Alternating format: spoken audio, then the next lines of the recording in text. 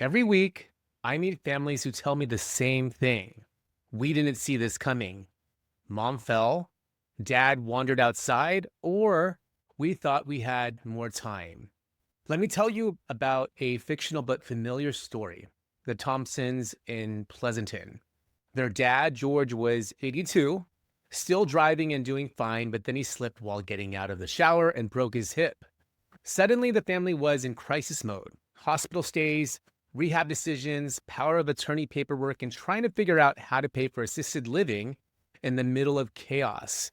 By the time they called me, everyone was exhausted emotionally, physically, and financially. What they didn't realize is that a little planning 6 months earlier could have changed everything.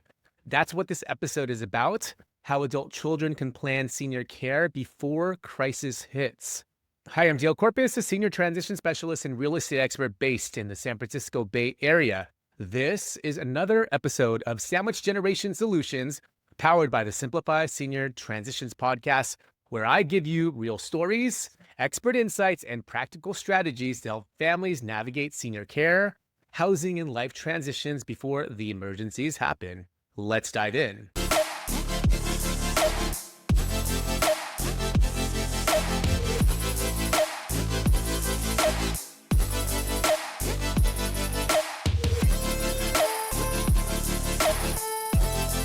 If you're an adult child watching this, I get it. You've got your own family, a career, 1,000 things pulling you in every direction. It's easy to tell yourself, mom's fine. We'll cross that bridge when we get there. But here's the truth. Denial and delay cost families more than anything else. When you wait until a fall, a hospital stay, or a sudden diagnosis, your choices shrink dramatically. You're forced to make emotional decisions under pressure, and that's when mistakes happen. Planning early isn't about assuming the worst. It's about giving yourself options while your parent still has a voice in the process. Now, families often ask me, Dale, how do I know when it's time to start? Here are some red flags I share with my clients in the Bay Area. 1, your parent is still missing appointments or bills. 2, they've had more than one minor fall or close call. 3, you're noticing expired food, poor hygiene, or confusion. 4, they're socially isolated or showing signs of depression. And 5, maybe you're the one feeling anxious every time your phone rings. If you're seeing any of these, it's not too early. It's time to start. So, step 1 really is get the family on the same page. One of the hardest parts about senior care planning is getting everyone aligned. Start by calling a family meeting, not in a hospital room, not in a panic. Use it to clarify roles. Who handles finances? Who manages medical decisions? Who's a local versus out of state? If tensions are high, bring in a neutral third party, a care manager, a fiduciary, or someone like me who can facilitate without family bias. The single step prevents most of the conflicts I see later during transitions. Step 2 is understand your parents' wishes. Ask your parent questions now before they can't answer later. Where would you want to live if you needed help? Would you prefer in-home care or assisted living? Do you have long-term care insurance? Do you have a trust, will, or a power of attorney in place? I can't tell you how many times families discover missing paperwork after it's too late, and then they're stuck in probate court or scrambling for signatures while their parent is in rehab.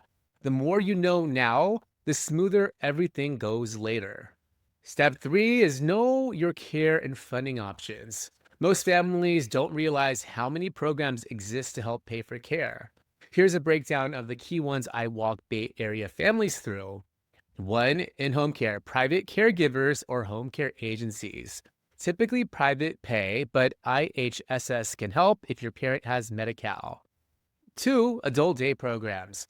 Social and health-based options like CVAS, great for keeping seniors active while giving family caregivers a break. 3, assisted living and memory care.